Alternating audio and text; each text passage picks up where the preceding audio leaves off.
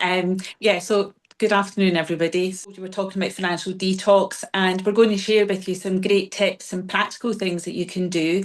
But I also just wanted to talk to you about just how we can dig deeper and think about what other aspects of your financial life can you detox. Because what is the biggest thing that is stopping you from achieving the financial results that you actually want?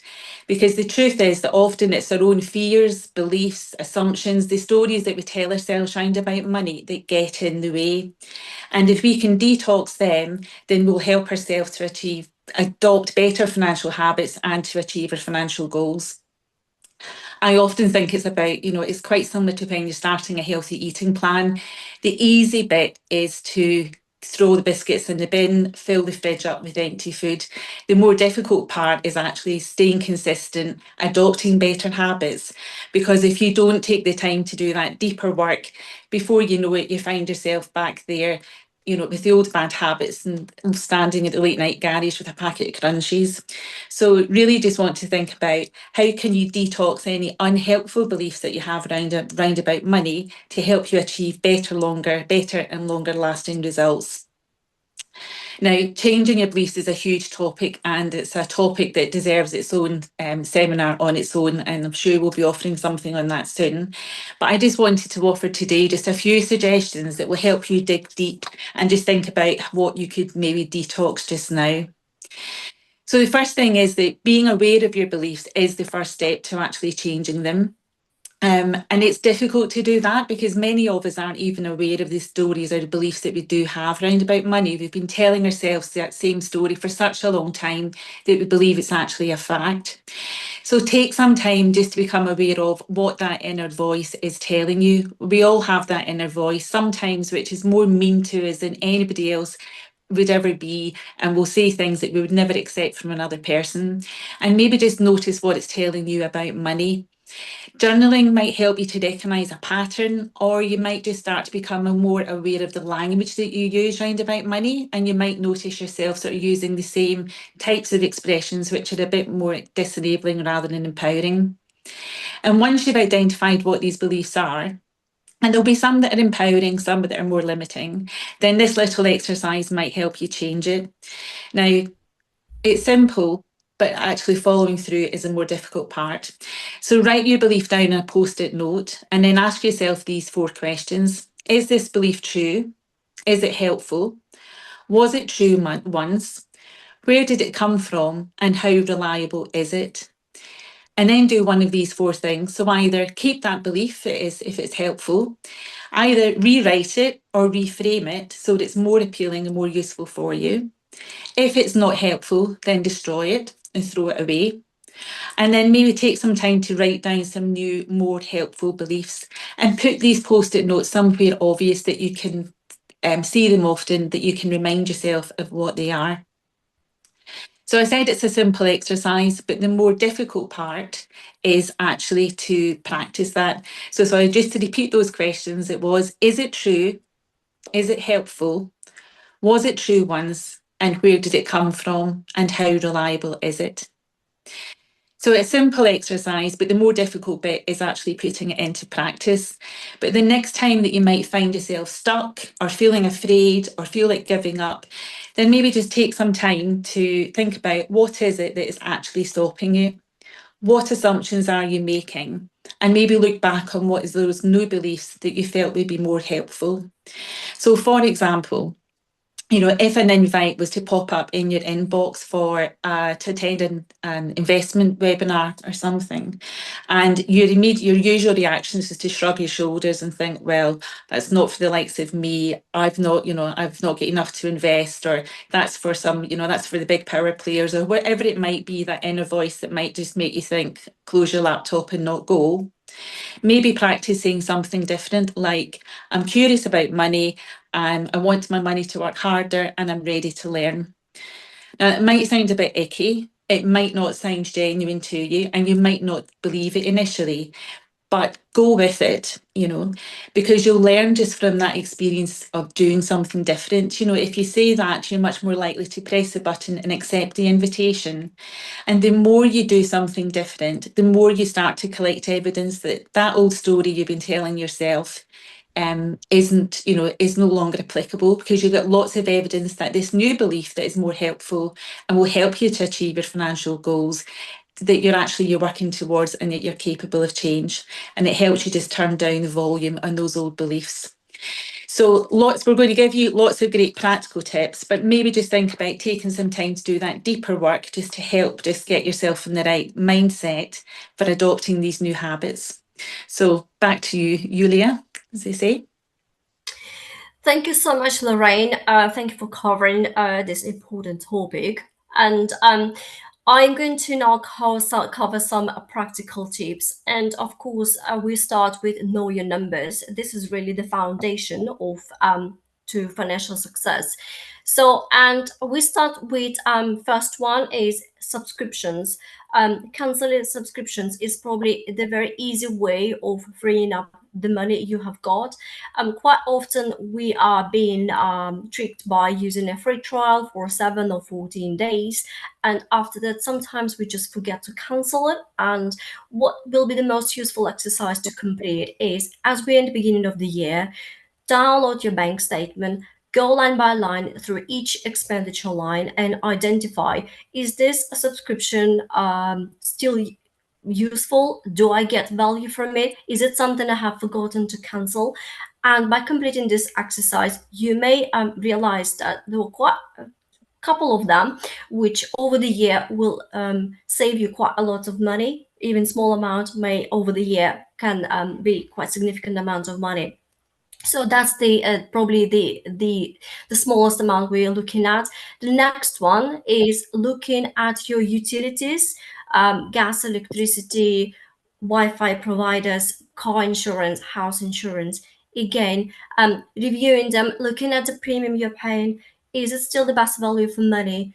There are quite a lot of them out there now, and by completing research, having a look at tariffs they're offering, looking at how much you're paying, quite possibly you are paying based on the estimate of your meter readings, if I'm referring to gas and electricity.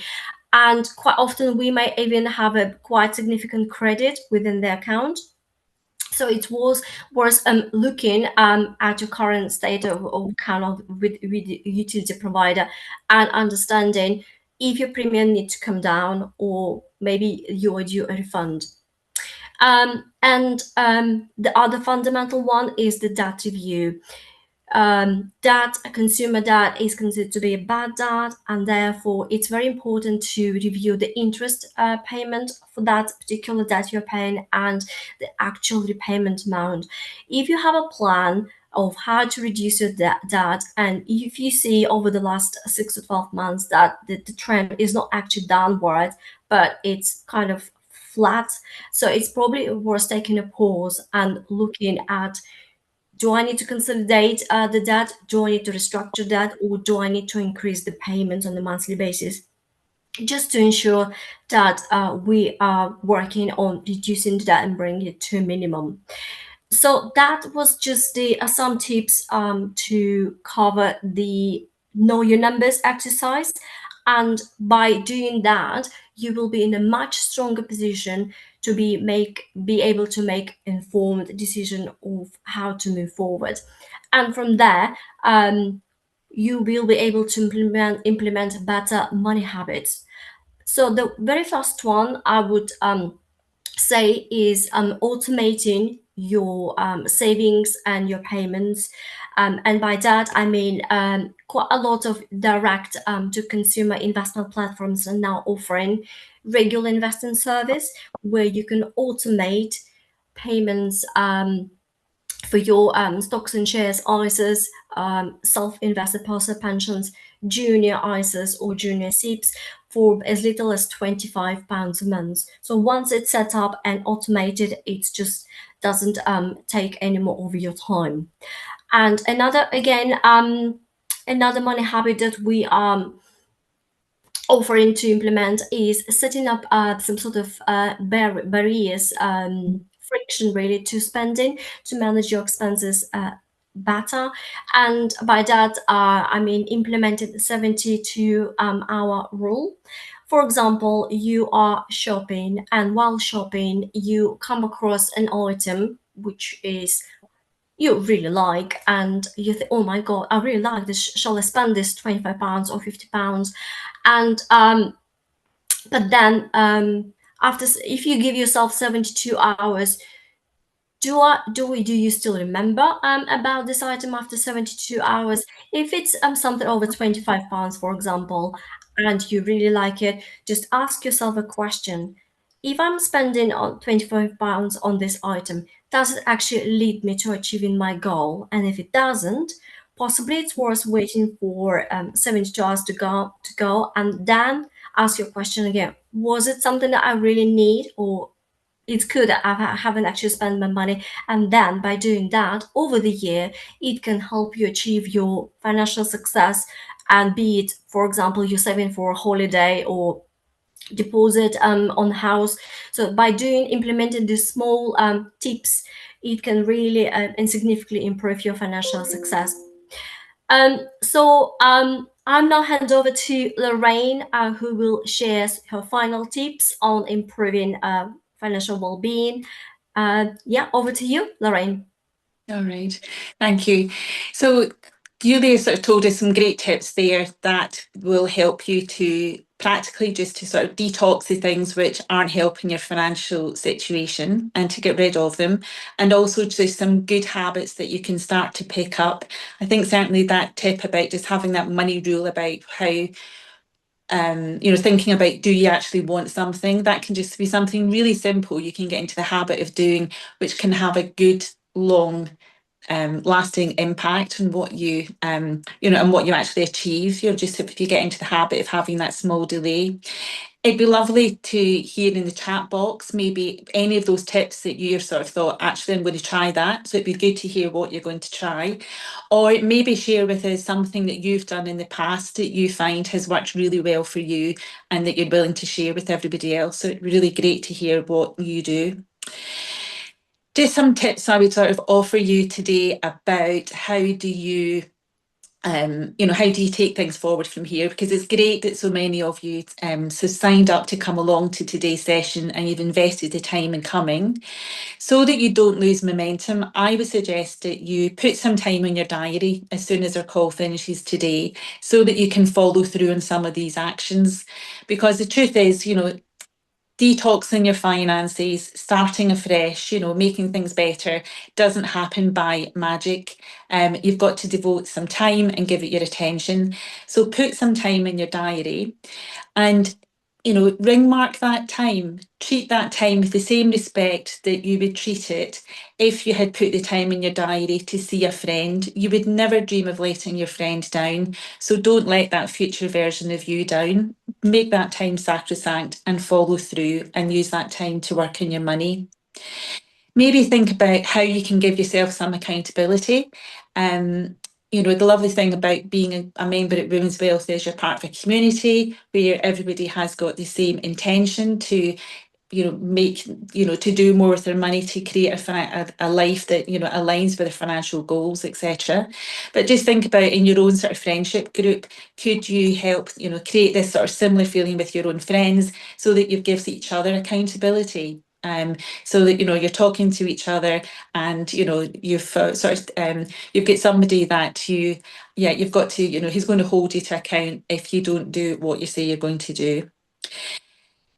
And if you find a situation where you're thinking, this all makes really good sense, I know I've got to do this will make such a difference, but I don't want to do it, then maybe take some time just to visualize actually, how would you feel when you have done that financial detox?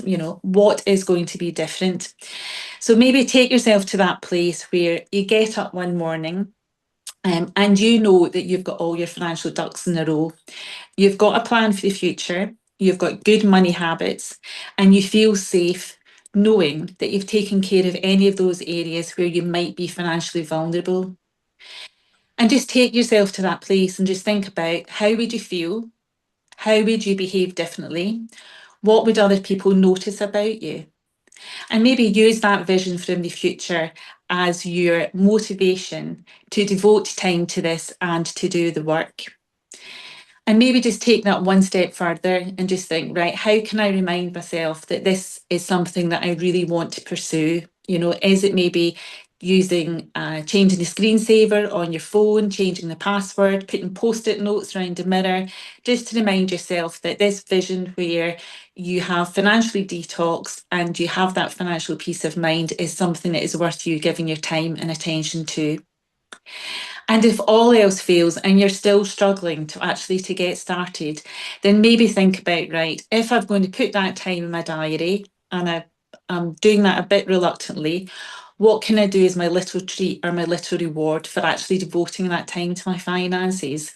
So whether it is you think, right, I'll go to the gym, I'll spend an hour reading my book, or I'll binge watch the latest thing on Netflix, whatever it is that floats your boat, just think about what could be my little reward for actually devoting the time to that, and that will be another incentive for you. So hopefully there's some ideas there about how practically you can detox your finances and also deal with the emotional part of yourself, your emotional reaction to actually doing this work that will get you started. So I don't know, Yuliya, can you see in the chat box some ideas that people have? Yes, thank you, Lorraine. I can see there are quite there are a couple of comments. 72-hour rule before buying products is a great idea. Totally agree with that. Again, love the 72-hour rule. It's practical, allows me to think, do I really need this item? Absolutely. If you look at the things online by delay buying, you're often inundated with pressure emails, managing cookies, helpful to prevent that. But however diligent you are with that, the turn of some of the emails is difficult. Again, totally agree. It's all about marketing. We of course encourage to spend, but if we stay disciplined and committed to our goals and just disregard those emails, because we have to make choice every day. Every time we spend, it means we are not achieving our goal, and that's the purpose of those emails, to make us spend. And by just ignoring them and committing to our goal, that's how you learn from it. And once you've done it once, twice, three times, then it becomes of your habit, and you will not be just tricked by those emails to make you spend. That's how I would approach that. Is there anything else, Lorraine, you would like to add to that?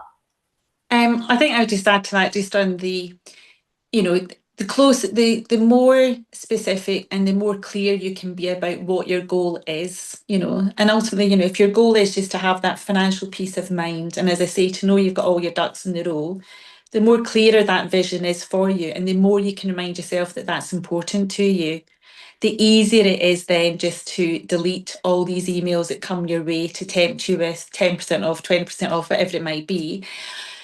Because either you might think, well, yeah, I could accept that, but it's going to make it more difficult to achieve my goal. Or sometimes you might just think, you know what, I'm going to just go for this. But you're doing it with a sense of awareness and you know the implications of it. So you're not going to then have those sort of feelings of regret and guilt and everything else that can come sometimes when you do that, make that impulse what has been an impulse purchase. And then actually all the joy is taken out of it because it's just sort of taken over by feelings of I shouldn't have, or if only. So it just helps you to be a much more aware and make purposeful decisions, I would say. Totally agree. And for me, it's being intentional with the purchase. Every purchase I treat as an investment. So if I purchase something, I really think about it. And if I decide to deposit my money, does it actually lead me to where I want to be? And do I get more value from this purchase rather than it costs me? That's how I treat every purchase. There are also some great tips from Shifra. I put items on a permitted purchase list before I buy. It is another barrier to keep me disciplined. Great tip. And April also put, I have now created a shopping email address where any purchases, etc., and sign-ups go to, and it's not in my day-to-day. Absolutely, it just doesn't take, it doesn't dissolve your focus on the things that are important to you. They just being put away. Also, if you put something in your basket and leave it, you often get a discount code given to you. Yeah, that's the trick. I'm sure we all experience that all. And again, Janet, the emails focus on how I cannot possibly live without it. Plus, I'm the only one not buying that stuff. Kind of peer pressure. Yeah, that I experienced that as well too.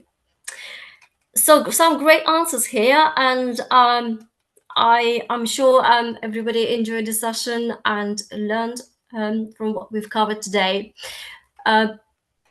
So thank you so much for joining us today. If you would like to have a discovery call with myself, Lorraine, or any or my colleagues who are on the call here, Selena, Shifra, feel free to book discovery call with one of us. And Women's Wealth is also offering a free enable membership where you can sign up and have access to curated content. There are a number of courses on investing, for example, or questions we quite often hear, pension versus ISA. It's all for you. You will be able to access all of this by signing up to membership. And if you have any questions again, or you need a bespoke financial planning or advice, please feel free to book discovery call. We're more than happy to cover what your needs are and then offer solution. And I think just to say, hopefully you will join and accept the invite to join the Enable membership, and it'll give you access to lots of different resources. And we have a next financial on Friday session will be on the last Friday of the month, and it's at 12 o'clock on the 27th of February. And we'll be talking about wills at that time, a subject which, again, we all know is really important. It's something we should do, but many of us put off. So that would be a really useful one. And then on the 26th of March, we're going to have an Ask the Advisor session. And that's a session that is live, where you can come along and you can ask the question of any of us. As I said, ourselves, Yuliya, Sifra, Sam, and Selena will all be there. And you can come along and ask us any questions that you have. So you can email them in before the day, or just turn up and ask us and tell us what's on your mind. So, I'm just saying 12th of March, definite date. Okay, both confirm the date of that from what I've been told. So thank you for coming, everybody. I hope that has been useful, and look forward to hearing, or maybe sort of tell us on social media what you're going to do and when you've done it. Hope to see you in the next session. Thank you. Thank you, everyone.